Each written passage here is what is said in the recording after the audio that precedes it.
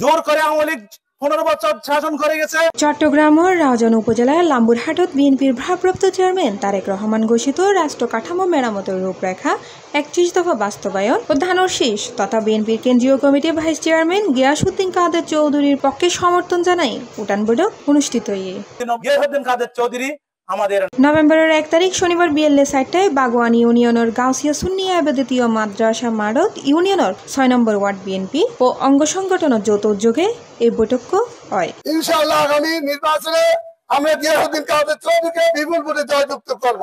উক্ত বৈঠকত প্রধান অতিথি আছেন চট্টগ্রাম উত্তর জেলা যুব দলের সদস্য মোহাম্মদ সেলিম উদ্দিন। প্রধান বক্তা আছেন নোয়াপাড়া ডিগ্রি কলেজের ছাত্র দলের সাবেক সভাপতি ও এপিপি অ্যাডভোকেট মফিজ উদ্দিন ইমন।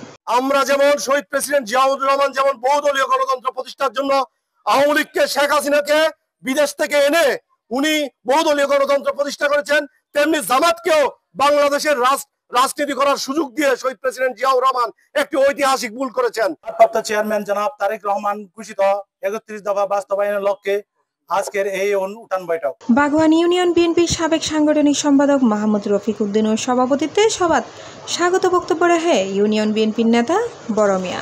আপনারা অচিরে বড় হয়ে যান, আপনারা অচিরে শান্তির পথে ফিরে আসুন, আপনারা অচিরে সন্ত্রাসের বিপক্ষে আমাদের সাথে অবস্থান করুন।